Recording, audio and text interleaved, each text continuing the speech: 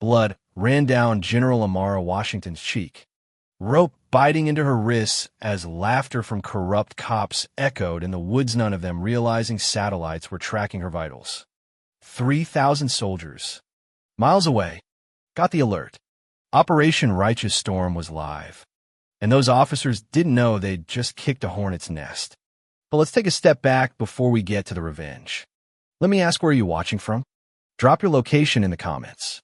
And hey, if you believe nobody should ever face discrimination because of their race, smash that like button and subscribe to join our Justice Seeker family.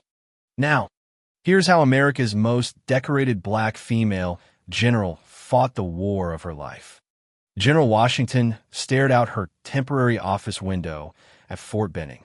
Sunlight bouncing off the 4 stars on her uniform, each one earned through 30 years of breaking through every barrier thrown her way. The medals on her chest told only half the story. Arrest was in the scars she wore. Some hidden, some you'd only see if you really looked. She'd started as a West Point scholarship cadet, finishing top of her class even as whispers chased her down every hallway. Folks calling her a quota. She answered with excellence, no matter how loud the doubts got. From Afghanistan, where her bold operations saved hundreds of American lives and earned her first star, to Iraq, where she cut casualties by 70% and earned her second, to the Pentagon running cybersecurity and defending the country against enemies you can't even see. Her 4th star was pinned by the president himself after she led a national response to hurricane disasters. She'd changed military doctrine and saved lives. But nothing prepared her for Meridian County. That morning, her phone buzzed a message from the Secretary of Defense. Situation critical. Police corruption. Racial targeting confirmed. Proceed with caution. Washington's mission: investigate this small southern town with a 40% black population, but nearly all the arrests were of people of color. 3 black veterans had disappeared after traffic stops. Their bodies showed up weeks later. Suicide, they called it, but everyone knew better. Colonel Rivera, her right-hand man, came in with the final briefing. Your tactical team is ready. General. Washington shook her head. I'm going in alone. Recon only. The mayor invited me. No need to tip our hand. Rivera objected. Protocol said you never walk into the lion's den alone. Washington just showed him her DARPA watch-monitored vitals. Bulletproof. Jump-proof. Sending signals if anything went sideways. I look vulnerable.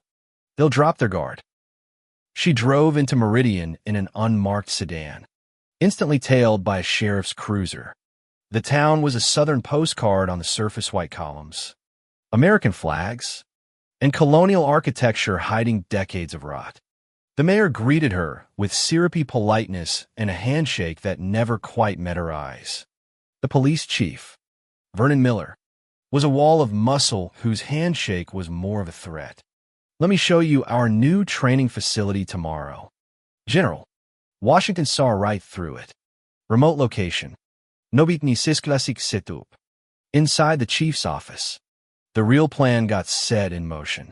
Miller and his crew, all with something to lose: embezzlers, evidence tamperers, drug thieves, and street muscle, laid out a map. We'll take her to the old oak clearing. No marks.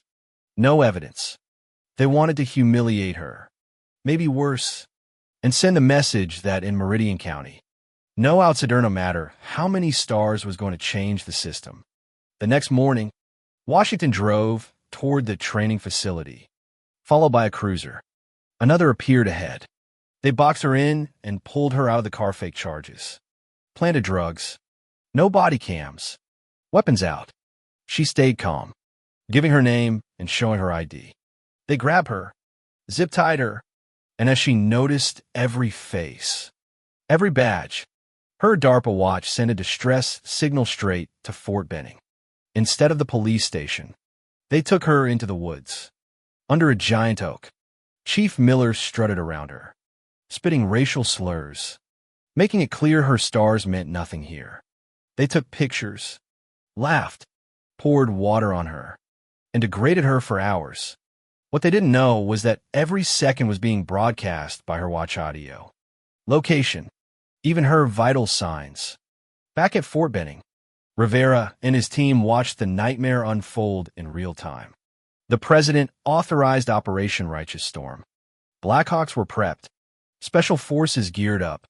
Cyber teams hacked into the county's systems, downloading proof of financial crimes.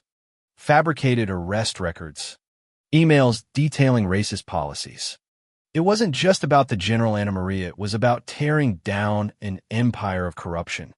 As darkness fell, Miller and his buddies, half drunk, stumbled home, not knowing their arrests were minutes away. Special forces swept through town like ghosts. Miller was caught reaching for his weapon. The mayor, the judge, the worst cops all scooped up in a single silent hour. By sunrise, every dirty player was in custody, and military vehicles rolled through the streets. Washington, back in uniform and in command, stood in the police station, now a military command post.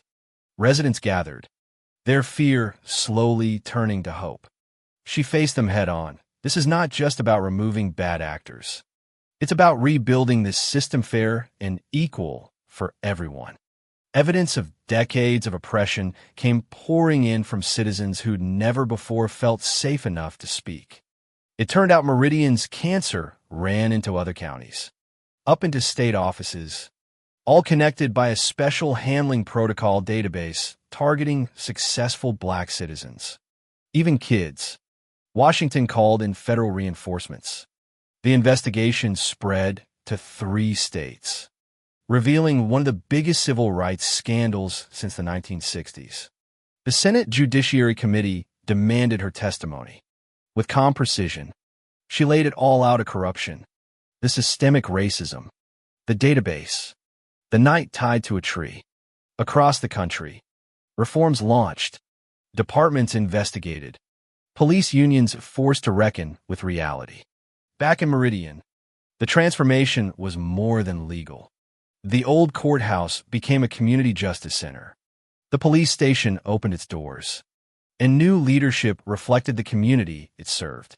And at the oak tree where Miller had tried to break her, a new memorial stood honoring all who'd suffered, and planted with 300 saplings, each a symbol of a story now told. Washington's story is proof.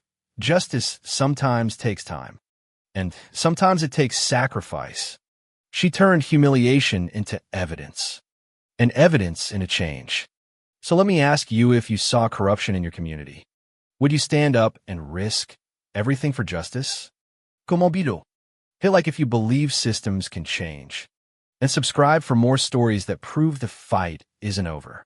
Justice delayed isn't always justice denied. Sometimes it's just waiting for the right person to arrive.